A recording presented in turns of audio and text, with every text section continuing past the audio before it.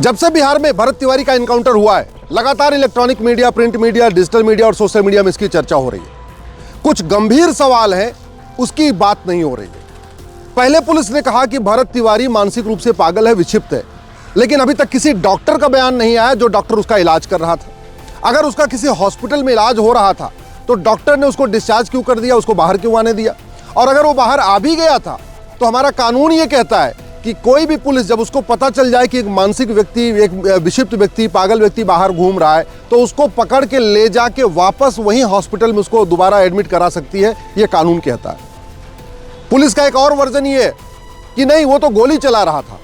वैसे सामान्यतः जब ऐसे केस होते हैं जहां किसी व्यक्ति को घेरा जाता है तो पुलिस खुद ही वीडियो बनाती रहती है, मोबाइल से वीडियो बना लेती है। कई बार तो प्रोफेशनल लोगों को बुला के कैमरे से उनका वीडियो बनवाया जाता है। पुलिस का कहना है कि उसने 10 गोली चलाई, ऐसा कोई वीडियो अभी तक सामने नहीं आया। हाँ, भरत तिवारी ने सरेंडर किया है, अपना देसी कट्टा फेंका है, उसका वीडियो भरत तिवारी खुद ही बना रहा था, जो सोशल मीडिया पे लाइव भी है। एक और बात कि भरत तिवारी के पास देसी कट्टा किसने दिया? आज तक बिहार पुलिस ने किसने देसी कट्टा बनाने वालों का एनकाउंटर किया? आज तक बिहार पुलिस ने कितने भूमाफियाओं का एनकाउंटर किया? आज तक बिहार पुलिस ने कितने खनन माफियाओं का एनकाउंटर किया? आज तक बिहार पुलिस ने किसने ड्रग माफियाओं का एनकाउंटर किया? आज तक बिहार पुलिस ने कितने बालू माफियाओं का एनकाउंटर किया? आज तक बिहार पुलिस ने कितने गौ तस्करों का एनकाउंटर किया? आज तक बिहार पुलिस ने कितने घूसखोरों, कमीशनखोरों, दलालों का एनकाउंटर किया? आज तक बिहार पुलिस ने कितने अलगाववादियों, आतंकवादियों, जिहादियों और उन्मादियों का एनकाउंटर किया? बिहार में बड़े पैमाने पर लफ्ज़ धर्मांतरण हो रहा है। आज तक बिहार पुलिस ने कितने लफ्ज़ और धर्मांतरण कराने वालों का एनकाउंटर किया? मुझे नहीं पता है, ये तो पुलिस को बताना है। अब बातें आते हैं सिर्फ बात करते हैं फिर से भरत तिवारी की। अगर भरत तिवारी वास्तव में 10 गोली चलाया भी था और उसके बाद उसने सरेंडर कर दिया तो भी उसको एनकाउंटर नहीं कर सकते, कानून यही कहता है। इसलिए मेरा ये मानना है कि सबसे पहले इसमें हत्या का मुकदमा दर्ज होना चाहिए। जो लोग इस एनकाउंटर में शामिल थे उनका narco polygraph brain mapping test होना चाहिए। अब चूंकि विश्वास खत्म हो चुका है, इसलिए narco polygraph brain mapping test करते उसका लाइव करना चाहिए। पूरा देश देखना चाहता है कि भरत तिवारी का एनकाउंटर करने वाले सच बोल रहे हैं, गलत बोल रहे हैं, क्या बोल रहे हैं।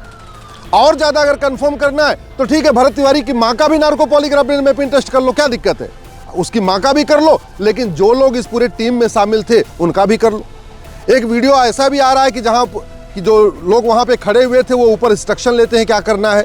तो अगर ऊपर से इंस्ट्रक्शन आया कि इसको गोली मार दो तो उनका भी इनकाउंटर होना चाहिए, उनके खिलाफ भी हत्या का मुकदमा दर्ज होना चाहिए। और सबसे बड़ी बात, जो भरत तिवारी बार बार कह रहा है हमारा गांव बदहाल है, गांव में कोई सुन नहीं रहा है, कलेक्टर कप्तान आके यहाँ की व्यवस्था नहीं देख रहे, उनके खिलाफ क्या कार्रवाई हो रही?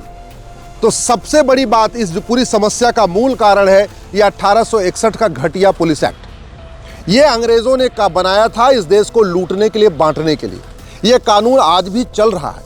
इसलिए जो पुलिस पहले अंग्रेजों की गुलाम थी, आज की डेट में वो सत्ता की गुलाम बन गई है। पहले अंग्रेजों के इशारे पे जलियांवाला बाग कांड करती थी, पहले अंग्रेजों के इशारे पे लाल बाल पाल को लाठी से मारती थी, पहले अंग्रेजों के कहने पे वीर सावरकर को काला पानी देती थी।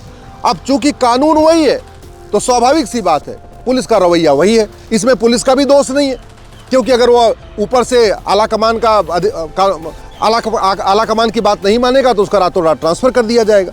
तो इस अस्थाई समाधान ये है, इस 1861 के घटिया पुलिस एक्ट को उठा के फेंक दिया जाए, भारत में एक यूनिफॉर्म पुलिस कोड बनाया जाए, एक पुलिस चार्टर लागू किया जाए। ये थाना जो भ्रष्टाचार, कमीशनखोरी, दलाली का अड्डा बना हुआ है, इसको प्राथमिक सुरक्षा केंद्र बनाया जाए। ये नाम बदल दिए जाए, ये हवलदार, थानेदार, पेशकार नाम ही बदल दिया जाए, ये कुछ नया नाम रखा जाए। और साथ में साथ narco polygraph brain mapping mandatory कर दिया जाए। जब जब कोई इनकाउंटर हो उसमें दोनों पक्षों का narco polygraph brain mapping mandatory हो, अब आरोप लगाने वालों का भी और इनकाउंटर करने वालों का भी, और जिससे दूध का दूध, पानी का पानी हो। और सबसे बड़ी बात, अब समय आ चुका है एक इन्वेस्टिगेशन का चार्टर हो। भारत में उसी अपराध में यूपी में अलग तरीके से जांच होती है, बिहार में अलग तरीके से जांच होती है, बंगाल में अलग तरीके से जांच होती है। सत्ता बदल जाती है तो फिर पुलिस का व्यवहार बदल जाता है। जैसे यूपी में 2017 के पहले जब तक अखिलेश की सरकार थी, आतंकवादियों का मुकदमा वापस हो रहा था। जब से 2017 के बाद योगी जी की सरकार है, पुलिस का रवैया बदला हुआ है।